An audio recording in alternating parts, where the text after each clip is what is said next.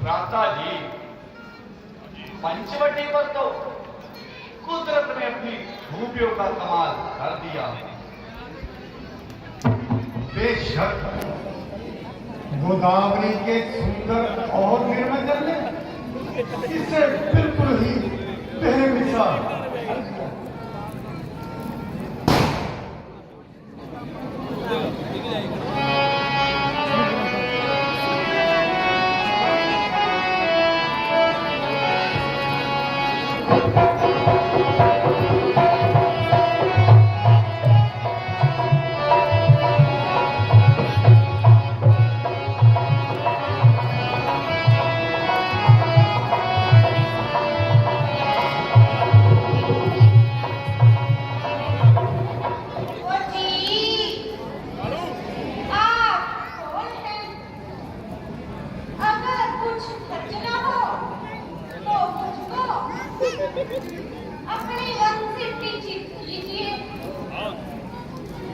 देवी, हम अवधपति महाराज दशरथ के जाए हैं और 14 वर्ष के लिए पिताजी के हुक्म से वनों में भ्रमण करने के लिए आए हैं।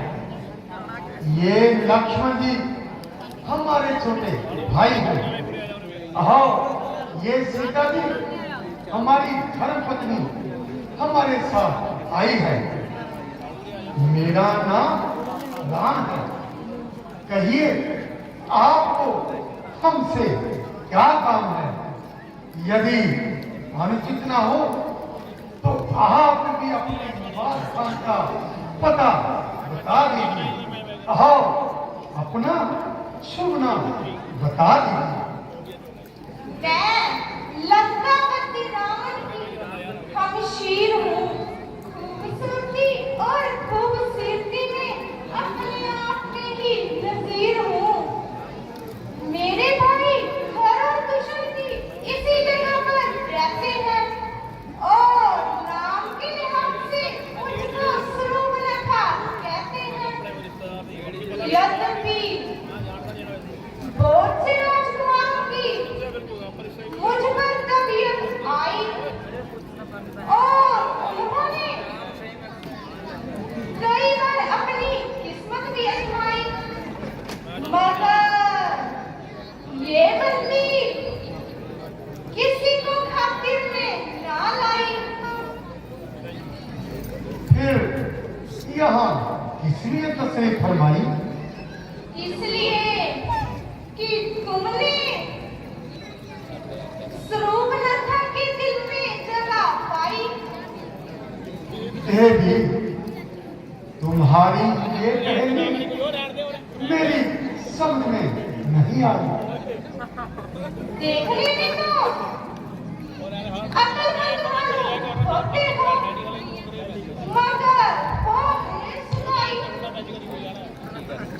जब तुम अच्छे अच्छे राजकुमार को खातिर में ना लाई तो हम फकीरों से शादी करने की धुन क्यों सुने? अजीब तबीयत है, जहाँ आई सो आई, फिर कौन बादशाह और कैसी गदाई।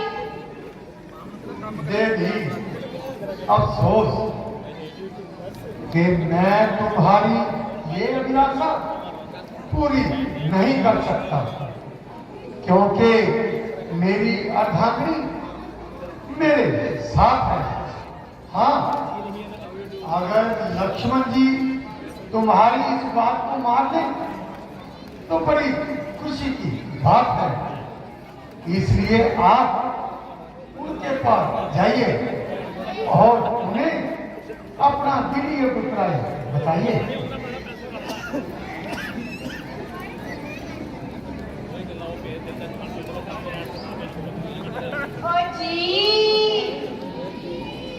उनसे तो मैं दिल लगी करती थी, वास्तव में तो आपकी मोहब्बत का नाम भरती थी। वो काला कलंदा और उसका सोटा आदमी, ना आदमियों की सूरत, भला मुझसे उससे शादी करने की क्या जरूरत? जब तक जीऊंगी आपके चरण धो धोकर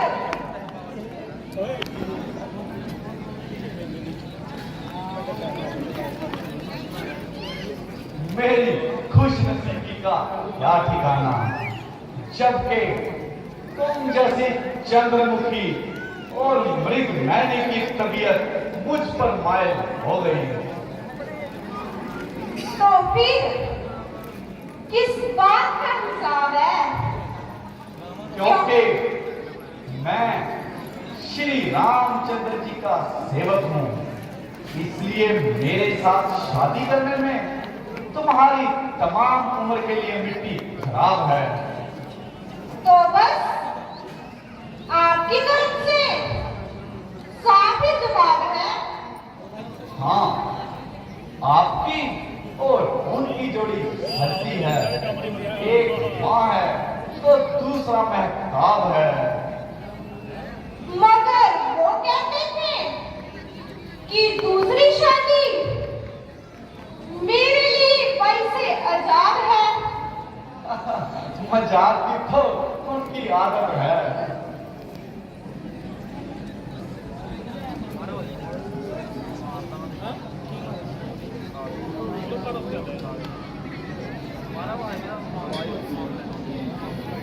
अजीब,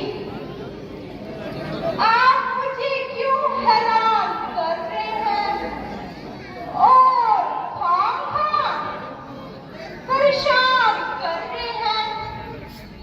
वो छोकरा तो बिल्कुल मुदान है।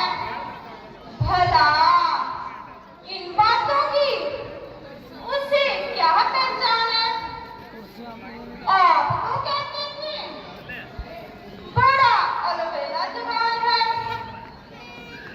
वह तो आला दर्जे का बदसूरत इंसान है।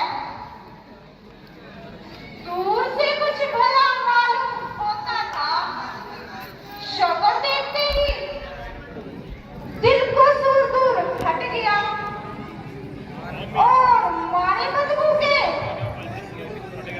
मेरा दिमाग फट गया। ऐसी सूरत में तो थूकती भी नहीं। देवी, मुझ पर तो मेहरबानी करो और जरा अपने फैसले पर दोबारा नजरसानी करो। संभव है कि तुमने उनके संबंध में अंदाजा लगाने में गलती आई है, या उन्होंने ही तुम्हें आजमाने के लिए कोई रमज लाई हो। यदि तू सती है तो बाप शादी के वह यति है। ओ जी, कार्रवाई यति है, वो जितना बदशक्ल है उससे बढ़कर मूढ़मती है। आप तो मुझे यूं ही प्रेम देते हैं, सुरूपनखा की कोमल हाथ इसी गर्दन पर जे देते हैं।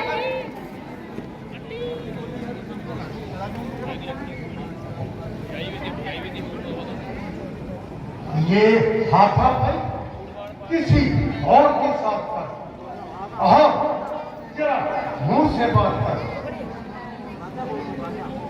मेरे हाथों में कांटे तो नहीं जो आपकी गर्दन में चुभ जाएंगे, या तीर है जो आपके सीने में घुस जाएंगे। जब मैं एक बार कह चुका हूं कि मेरी ना सिर्फ शादी हो चुकी है बल्कि मेरी घर पत्नी मेरे हमरा। शादी हो चुकी तो क्या हुआ? राजे महाराजे बावजूद शादी होने के भी बहुत से रमणियों से मोहब्बत का दम भरते हैं। वो महापाप करते हैं।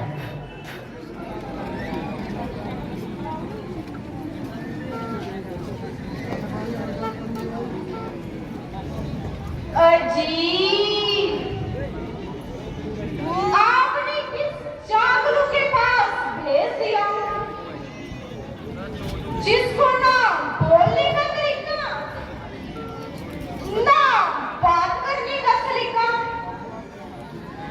आला दर्जे का बदतमी, शक्ल देखो जैसे कई सालों का मरीज। 3 मील से ऐसी बदबू आई, मैं मागद मागद उल्टे पांव ही भाग आई। भला मैं आपको छोड़कर कहां जा सकती हूँ, और उस काले कुलंबे को कैसे खातिर में ला सकती हूँ? वो